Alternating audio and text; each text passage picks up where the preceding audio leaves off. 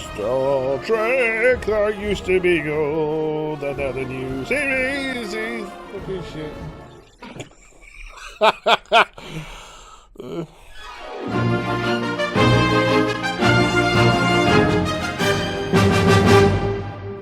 Well, bugger me. A trailer's dropped for Star Trek PIcard Season 3, even though Season 2's still showing. But it's due to wrap up, so this is probably something that'll be at the end, like a surprise, but it's kind of leaked and it's online. Well, Paramount Pictures have released it. And apparently the cast of The Next Generation's in it, which in the 90s I was a big fan. So to see all the cast of Next Generation reunited for Season 3, can't wait to see. A surprise to be sure. Hang on, that's a different thing. Anyway, I'm dying to have a look at this thing, so let's have a mooch. Paramount Plus original, so not Disney Plus, Paramount Plus. Get it fucking right.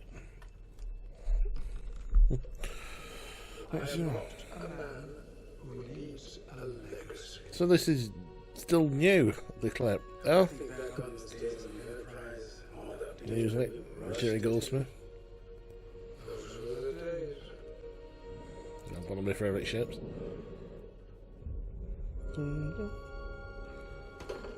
Evolution is not an act of preservation. That's Brett Spiner, but not there. It is clear. Wolf. Have that badge. You love it. Doctor. Riker. Troy.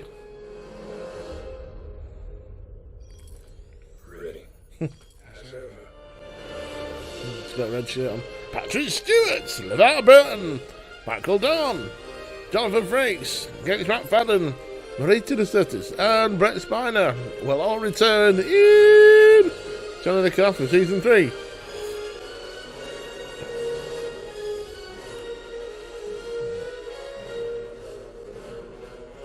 Anything else? No. Paramount Plus, not Disney Plus. Once was a furry called off. Fair enough.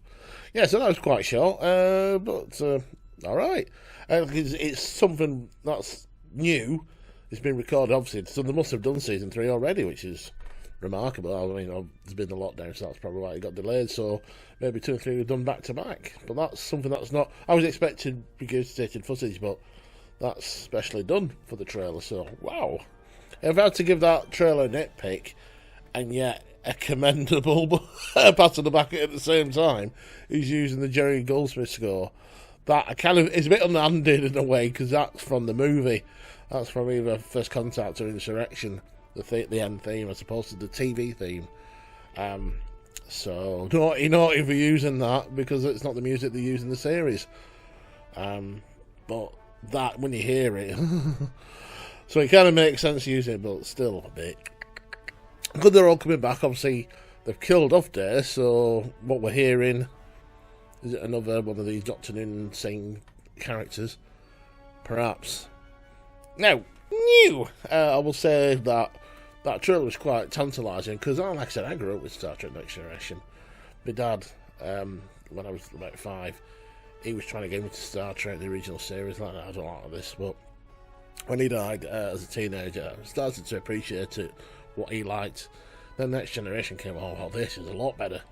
So I kind of grew up with it, from my teen years, so that kind of made me grow up. That was my college. Star Trek Next Generation, like the University of Life.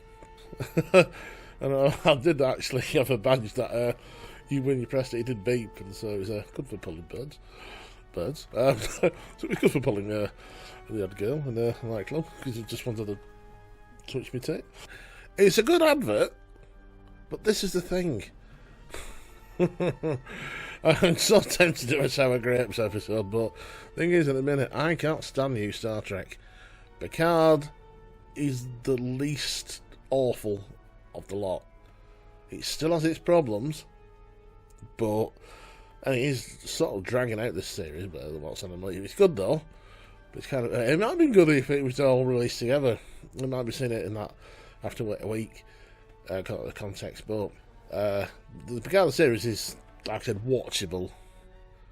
Lower decks, good stories, and some great callbacks and Easter eggs, but lousy characters. and trying to do like Rick and Morty, but you're in the world of Star Trek. Now, what I liked about Star Trek is everybody was good to each other, helped each other. These are dicks. I know it's a comedy, and the main character and the mum who's a captain, they're proper arseholes. And they're always shouting, which I think is funny, and it's not. It's like, oh, get this shit off. And I end up watching them thinking, most of it's alright, it's just this shouting bitch. And as for Star Trek Discovery, Jesus Christ, I hate the word woke. But this, the first 2 series was pretty okay.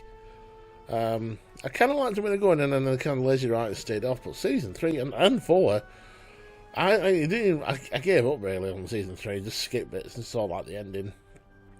Season 4 saw the beginning bit, and I saw the last bit, and it's definitely doused in woke gravy. That's all I'll say. I'm not going to say anymore because I might end up losing some subscribers, and I don't mean to, because it's not the actor's fault, it's not the writing, but I think it's cinema style and all. There's something about it like, oh, there's a cringe factor in it.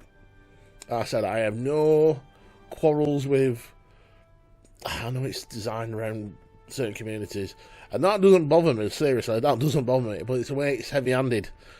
That's the way, like, oh, it's not being in the first with a frying pan. It's not that on the nose. I can't go away from it and go, oh, I got the message, oh! And then she's putting in politics and that, and it spoils it, because at the end of the day, Star Trek's meant to be an adventure, bringing people together. That's how I see it. And I can't, if I'm doing a series called Zoom 101 when I like to put in things into things I don't want to see ever again. And I would be tempted to put in Star Trek Discovery, but then that means putting old Star Trek in, and I can't do that. And I know people who are very fond of Star Trek Discovery. I know a girl called Sam, she loves doing the costumes, and her friends as well. And I can't take that off them. So it's just simply don't watch it. It's simple as that. It's just like these adverts for like Strange New Worlds. Jesus Christ!